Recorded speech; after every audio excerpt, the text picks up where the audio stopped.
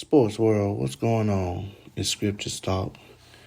Before I start this video, I want to give a shout out to Too Raw for Sports, Angry Old Hoops Fan, Dreamers Pro, and just basically everybody that's out there giving fresh takes and alternative perspectives on what's going on in the NBA. And I also like to take this opportunity to ask you guys to please subscribe to the channel, hit the like button, check out the other videos that are posted, and hit the notification bell so that you'll know when new content is coming.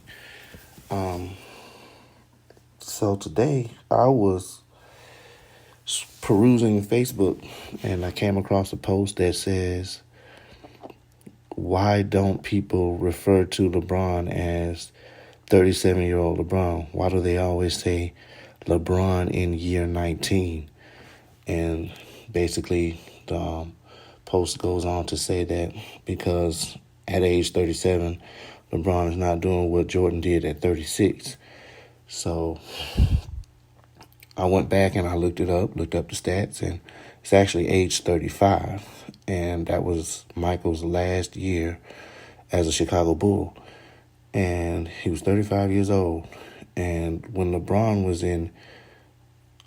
at age 35, he had won a championship and a finals MVP. And he had also gone on to be the assist leader that year. And he had made honors of all NBA first team, which is great. But when you compare that to Michael Jordan's 35-year-old year, Mike not only was the champion and finals MVP, not only was he all NBA first team, but he was also the scoring leader, or scoring champ. He was also the regular season MVP. He was also NBA all-defensive first team. He was also the player of the week the most times out of anybody that year at 3 times. He was also player of the month twice, tied with Shaq for the most award honors for player of the month that year. So Mike was just, I don't know, from a competitive level, just all over the place. And with basketball being a two-way sport, I mean, the guy was doing it on both ends. He made first team on all NBA and on NBA all defense.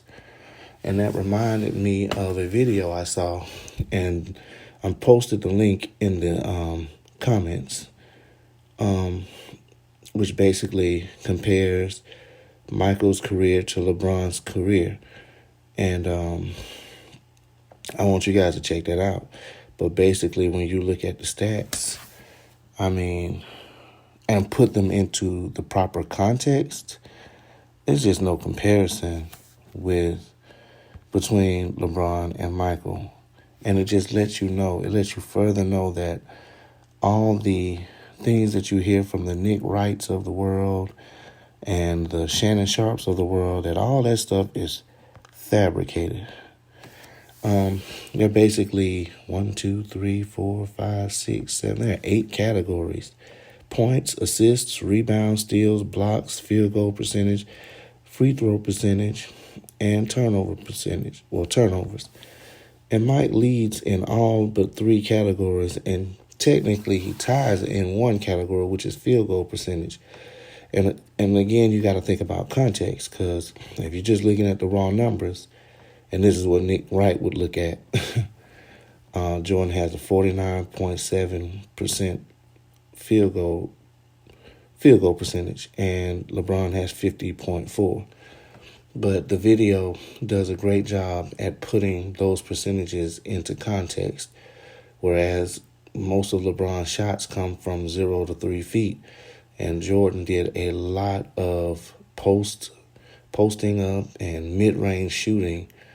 And for him to still be at 49.7, if you do rounding, they both come at 50%. And it's phenomenal. It's phenomenal when you look at it. The player efficiency rating Mike leads over LeBron in how many times he led the league, how many times he finished in the top three, his regular season, his playoff percentage, player PER. Again, LeBron wins none of those categories. Win shares, Mike dominates LeBron. He led the league in win shares 8 times to LeBron's 5. He finished in the top 3 11 times to LeBron's 6. His win shares in the regular season and in the playoffs are both better than LeBron's. You get to box plus minus. Jordan led the league 10 times to LeBron's 5. He was top 3 11 times to LeBron's 10. Regular season and playoffs, Jordan beats him out in both of those categories as well. Jordan, in context, has a better value over replacement player. So Jordan is just dominating every category. But the key here, and one thing Shannon Sharpe and Nick Wright will never get to or never point out, is the context of it all. So if you just check that video out, there's a lot of good information in there. Jordan dominates in points, assists, rebounds, steals, blocks, field goal percentage, and free throw percentage for his respective position. I take that back. With assists, LeBron leads out. But Jordan dominates all those other categories when you put into perspective the position that they play. So Jordan dominates statistics. He dominates the eye test. For his position, he was the only player to finish top 5 in steals and blocks, to let you know he does it on both ends of the floor, not just offense. And it's just, if you click on the link, check that video out. It really puts an end to the GOAT comparison, which there really shouldn't be anyway. The only thing that LeBron wins out in is longevity. He's done it a lot longer, but he doesn't have a college championship. Jordan played 3 years in college. We all know he retired once from the Bulls, twice from the Bulls. And there's a lot of years that he could have played and just blown the stat sheet out of the water in terms of most points ever scored.